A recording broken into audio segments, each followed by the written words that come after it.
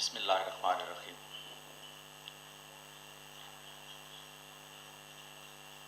یہ لطیفہ تو بہت مشہور ہے، آپ نے سنا ہوگا، آج کل پھر گردش میں ہے جب سے افغانستان میں تبدیلی آئی ہے، کہ افغانستان سے آنے والے ایک صاحب پاکستان میں جب تشریف لائے تو انہوں نے اپنا تعارف کرایا کہ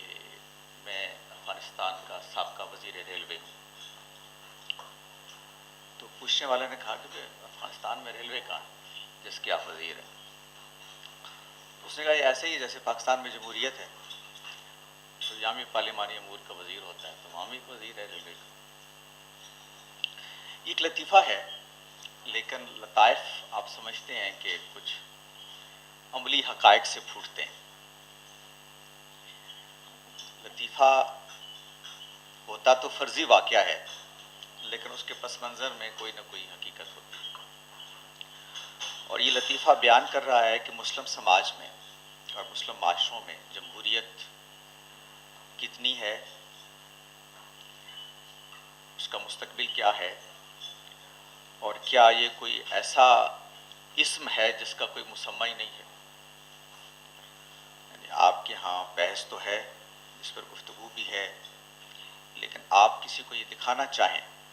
کہ یہ ہے جمہوریت، تو آپ کے پاس کوئی ماڈل، کوئی ایسی چیز موجود نہیں ہے کہ جس کو آپ اس کے مسمى کے طور پہ دکھا سکیں کہ یہ ہے وہ چیز جس پہ ہم جمہوریت کا اطلاق کرتے ہیں۔ اس وقت کی مسلم دنیا پہ اگر آپ نگاہ دوڑائیں تو تین طرح کے نظام ہائے حکومت آپ کو نظر آئیں گے۔ ایک تو وہ ہے کہ جو بادشاہت ہے، مڈل ایسٹ کا بڑا حصہ آپ دیکھتے ہیں کہ ابھی تک بادشاہت کے زیر اثر ہے، نہ صرف زیر اثر ہے بلکہ بادشاہت ہی وہاں ایک غالب نظام سیاست و حکومت ہے، اور وہی چلا رہا ہے۔ اور بادشاہت میں آپ جانتے ہیں کہ کیسے باپ کے بعد بیٹا اور بیٹے کے بعد بیٹا، یہ ایک ملوکیت، ایک بادشاہت کا جو نظام ہے وہ مسلم دنیا کے ایک بڑے حصے میں ابھی تک قائم ہے۔ ایک دوسرا نظام وہ ہے فوجی آمریت، یعنی جہاں اسٹیٹس کے اندر فوج ایک منظم ادارے کے طور پر موجود ہے، اور اس کے پاس ظاہر ہے کہ وسائل بھی ہیں، ہتھیار بھی ہیں، تو وہ براہ راست اقتدار پر قبضہ کر لے، یا براہ راست اگر نہ بھی کرے تو بالواسطہ قبضہ کر لے، اور اقتدار کی باغ اس کے ہاتھ میں ہو۔ اس کی بڑی مثال مصر ہے جو آپ کے سامنے ہے، ایک طویل عرصے سے وہ فوجی حکومتوں کے زیر اثر ہے، زیر نظام چل رہی ہے، اور ابھی بھی جو نظام ہے اس کے بارے میں آپ جانتے ہیں کہ وہ جنرل سیسی، جرنیل اور وہ لوگ حکومت کر رہے ہیں۔ تیسرا نظام جو ہے وہ پاپائیت ہے، مذہبی طبقے کی حکمرانی۔ اس کی ایک مثال تو ایران ہے، اور دوسری مثال اب افغانستان بھی ہے۔ یہاں پہ جس کو آپ تھیوکریسی کہتے ہیں، جس کو آپ پاپائیت کہتے ہیں، یہ ایک نظام حکومت ہے جس میں اقتدار مذہبی طبقے کے ہاتھ میں ہے۔ ایران کہنے کو تو ایک کانسٹیٹیوشنل اور ڈیموکریٹک جمہوری ملک ہے، لیکن آپ جانتے ہیں کہ وہاں اصل حکومت جو ہے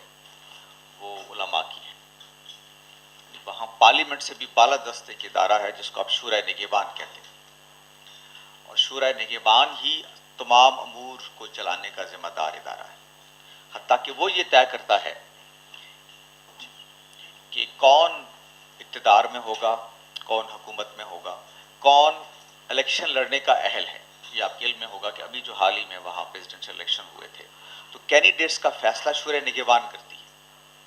کہ کس کو ہم یہ حق دیں گے کہ وہ انتخابات میں کھڑا ہو، اور یہ شورائے نگہبان جو ہے وہ علماء پر مشتمل ادارہ ہے۔ تو پاپائیت اسی کو کہتے ہیں کہ جس میں فیصلہ سازی اور اقتدار کا منبع و ماخذ اصل میں علماء۔ یہی نظام آپ جانتے ہیں کہ افغانستان میں طالبان جو سجیسٹ کرتے ہیں، یا جس کا پہلے بھی انہوں نے جس کا اہتمام کیا ہے، وہ علماء کی حکومت ہے۔ آج جب ان سے سوال ہوتا ہے کہ آپ کیا خواتین کو حق دیں گے؟ تو وہ کہتے ہیں ہاں بالکل دیں گے، اور جیسے اسلام یہ حق دیتا ہے ہم دیں گے، اور اسلام کیا حق دیتا ہے اس کا فیصلہ علماء کریں گے۔ جو کوئی اور سوال آپ کرتے ہیں تو وہ آپ کو معلوم ہے کہ اب چونکہ ڈپلومیٹکلی ذرا زیادہ وہ ہو گئے ہیں، وقت نے انہیں بہت چیزیں سکھا دی ہیں، تو وہ کیٹیگورک جواب دینے کی بجائے یہ ترجیح دیتے ہیں کہ کوئی اس طرح کا جواب دے دیں کہ ہم سب وہ حقوق دیں گے جو اسلام دیتا ہے۔ آپ مثلا کوئی اور بات کریں گے، وہ کہیں گے ہاں اسلام کے مطابق سارے حقوق، تعلیم اسلام کے مطابق ہم دیں گے۔ اب اسلام تعلیم کے بارے میں کیا کہتا ہے اس کا فیصلہ علماء کریں گے۔ تو یہ ایک اور صورت ہے جس کو آپ کہتے ہیں اقتدار کی، جو مسلم دنیا میں رائج ہے، پاپولر بھی ہے، لوگ اس کو قبول بھی کرتے ہیں۔ ایک چوتھی صورت ہے جو کوئی جمہوریت ایک اینگل سے دیکھیں تو کچھ جمہوریت سی دکھائی دیتی ہے، دوسرے اینگل سے دیکھیں تو کچھ مذہبی رنگ اس میں آپ کو نظر آئے گا، تیسرے اینگل سے دیکھیں تو آپ کو ایک آمرانہ اس کے اندر رجحانات بھی نظر آئیں گے، ایک ملغوبہ سا، یعنی اس کی کچھ ڈیفائنڈ شکل جیسے ہوتی ہے نا، جیسے بالکل کیٹیگوریکل کہہ دیں سعودی عرب کی طرح یہ بادشاہ ہے، ایران کی طرح یہ پاپائیت ہے، وہ کوئی ملغوبہ سا ہے۔ اس کی سب سے اچھی مثال پاکستان، ایک اینگل سے دیکھتے ہیں تو الیکشنز ہو رہے ہیں، حکومتیں آ رہی ہیں، دوسرے اینگل سے آپ دیکھیں تو الیکشن کیسے ہو رہے ہیں اور کون اقتدار پہ ہے وہ آپ سے بہتر اور مجھ سے بہتر کون جانتا ہے بطور پاکستانی کی۔ تیسرے اینگل سے دیکھیں تو آپ کو یہاں اسلامائزیشن کا ایک پروسیس ہوتا بھی نظر آئے گا، اور علماء کی باتوں کو مانا بھی جا رہا ہے، ان کو سنا بھی جا رہا ہے، وہ اس پاور پالیٹکس کا، اس سٹرکچر کا، پاور سٹرکچر کا ایک مستقل حصہ آپ کو نظر آئیں گے۔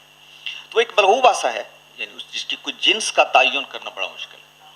کہ ہم اس کو کیا کہیں، وہ پاپائیت ہے، وہ جمہوریت ہے، وہ کیا ہے۔ یہ سارے نظام اس وقت مسلم دنیا میں اگر آپ ادھر ادھر نظر دوڑائیں تو آپ کو نظر آئیں گے، لیکن جس کو ڈیموکریٹک گورنمنٹ کہتے ہیں، یہ ڈیموکریسی جس کو ان ایسنس، ان جوہر میں جو جس کو آپ کہیں، وہ آپ کو کہیں نظر نہیں آئے گی۔ جمہوریت جوہر میں ہے کیا؟ اصل میں بنیادی سوال یہ ہے، جب ہم کہتے ہیں کہ جمہوریت نہیں ہے تو جمہوریت کیا ہے جس کو ہم چاہتے ہیں؟ جمہوریت اصل میں ایک سیاسی کلچر کا نام ہے بنیادی طور پر، اور اس سیاسی کلچر کے اندر ہم یہ طے کرتے ہیں کہ جو سیاسی امور کے نزاعی فیصلے ہیں یا جو نزاع ہے جن امور کے بارے میں، ان میں ہم نے کوئی فیصلہ کرنا ہے تو اس میں عوام کی رائے کو حتمیت حاصل ہے۔ یہ جوہر ہے جمہوریت کا۔ ہر ملک کے اندر، ہر سیاسی نظام کے اندر، ہر معاشرے کے اندر سیاسی امور طے کرتے وقت بہت سارے اختلافات پیدا ہوتے ہیں۔ اب آپ کو کوئی میکانزم چاہیے کہ جس میں آپ یہ فیصلہ کریں کہ فلاں کا فرمایا مستند ہوگا، فلاں کی بات ہم مان لیں گے اور فیصلہ، نزاع کا فیصلہ ہو جائے گا۔ جیسے بادشاہت میں حرف آخر ہوتا ہے بادشاہ کا کہنا، بادشاہ نے کہہ دیا فیصلہ ہو گیا، غلط یا صحیح کی بات نہیں، فیصلہ ہو گیا، اب آپ آگے چلیں۔ پاپائیت میں علماء ہیں، کوئی مرجع تقلید ہے، اس نے فیصلہ دے دیا، اب آپ نے مان لیا، آگے چلیں۔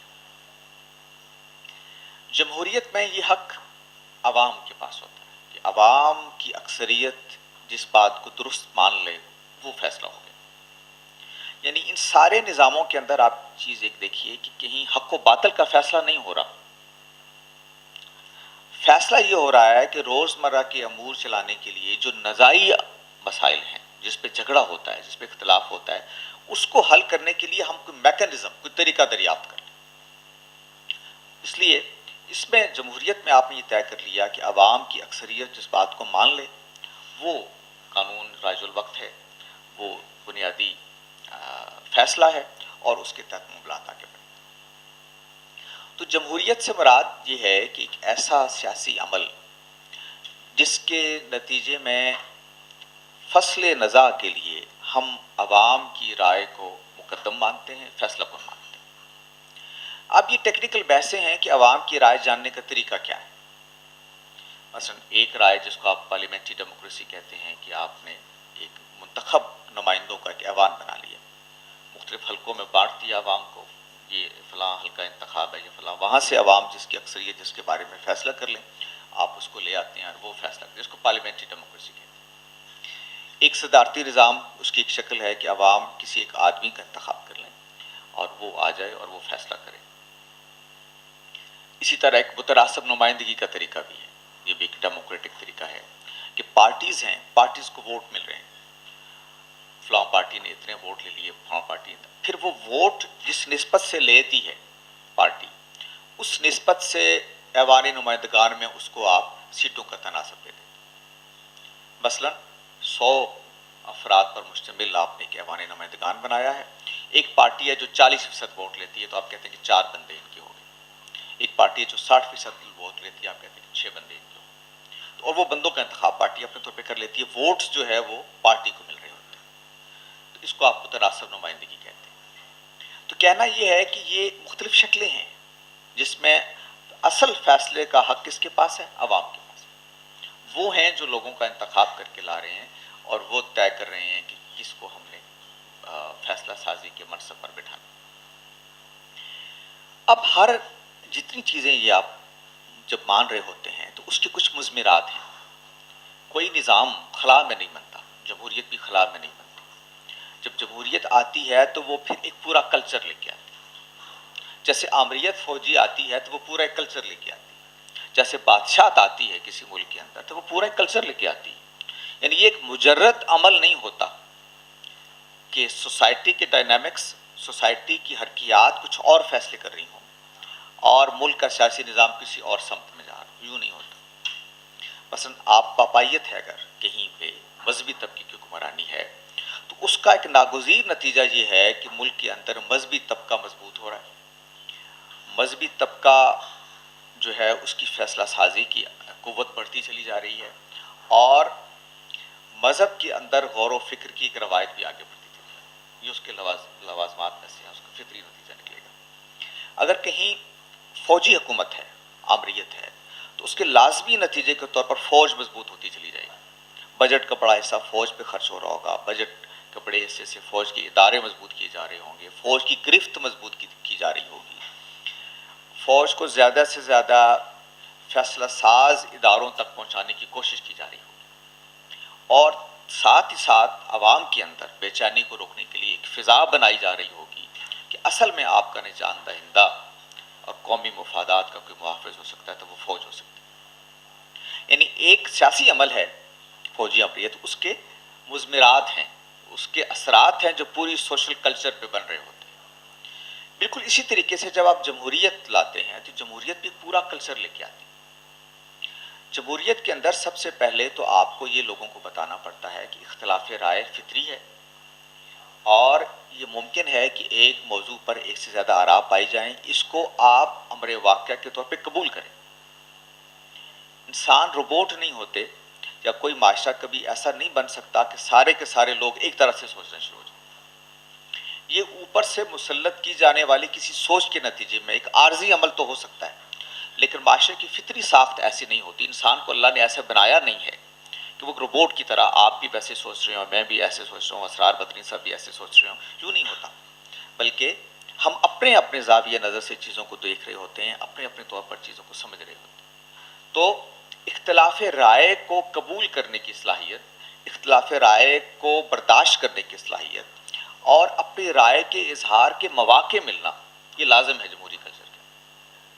بس جب آپ کہتے ہیں کہ فلاں پارٹی جیتے گی، فلاں پارٹی جیتے گی، تو اس سے کے لیے ضروری ہے کہ آپ پارٹی کو یہ حق دیں گے کہ وہ عوام تک اپنا منشور، اپنا نقطۂ نظر، اپنی اپروچ کو پہنچائیں۔ یہ آپ حق نہیں دیں گے تو ظاہر ہے عوام کیسے جانیں گے کہ ان کو کس پارٹی کے حق میں ووٹ دینا ہے، وہ بھی پارٹی کو قبول کرنا ہے۔ تو لازم ہے ایک ایسا کلچر جس کے اندر آزادی رائے ہو۔ جب آزادی رائے ہے تو اس کے بعد یہ بھی ضروری ہے کہ میڈیا اور اس طرح کے ابلاغ کے جتنے ذرائع ہیں وہ بھی آزاد ہوں، کہ جس میں آپ بیٹھ کے اپنی بات کر سکیں، میں اپنی بات کر سکوں، ایک پولیٹیکل پارٹی اپنا منشور پیش کر سکے، تاکہ لوگوں کو چناؤ میں فیصلہ کرنے میں آسانی ہو۔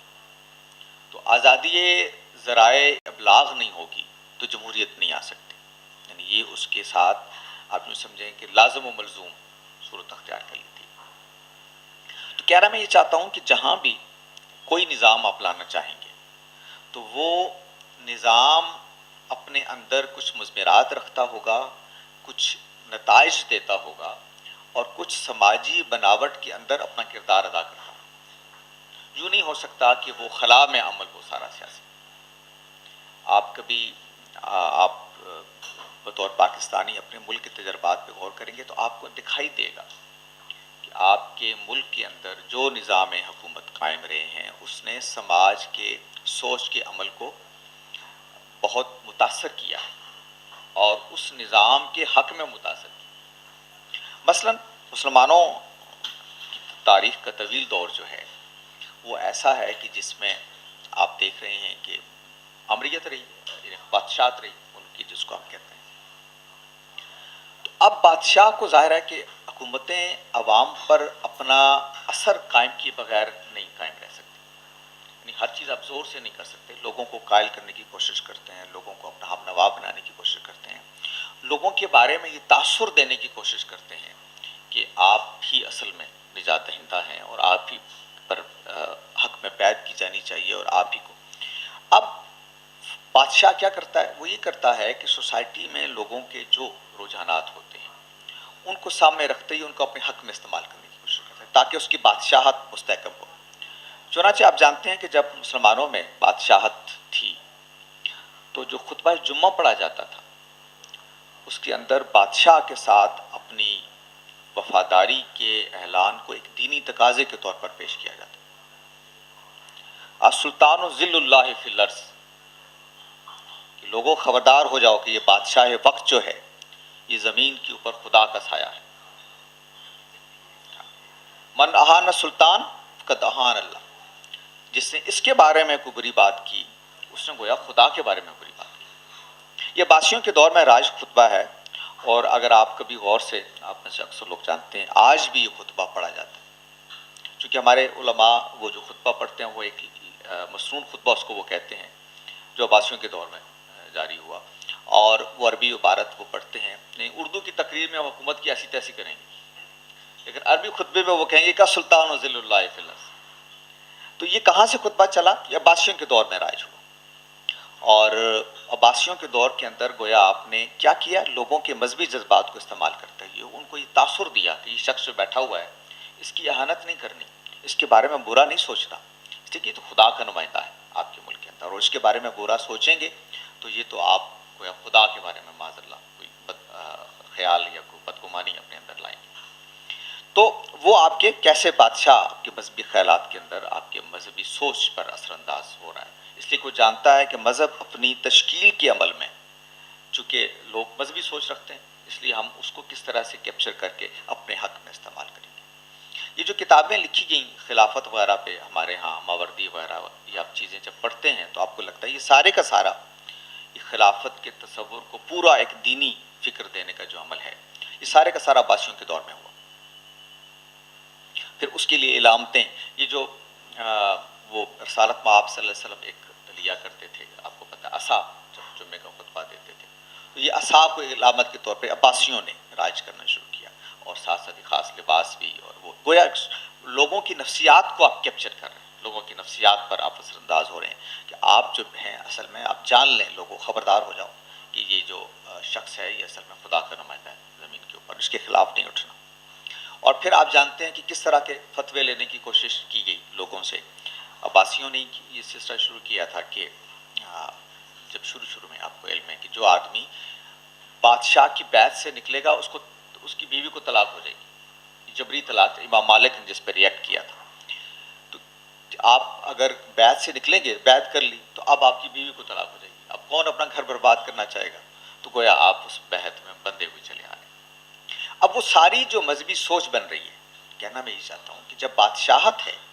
تو جتنی مذہبی سوچ بن رہی ہے وہ ساری کی ساری اس کے ذریعے اثر بن رہی ہے جو بادشاہت کا نظام آپ کے ملک پر نافذ ہے۔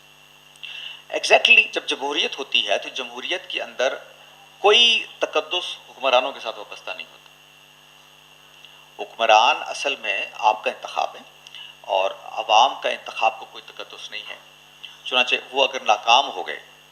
تو آپ کو پورا حق ہے کہ ان کو اتار پھینکیں، کوئی دوسرا لیں۔ وہ لباس کی طرح ہے، میلا ہو گیا اتار دیا، نیا دھلا ہوا پہن لیا۔ اس کے اندر حکمرانوں کا کوئی تقدس شامل نہیں ہے کیونکہ اس کے پیچھے کوئی خدا کی تائید نہیں ہے، کوئی الہامی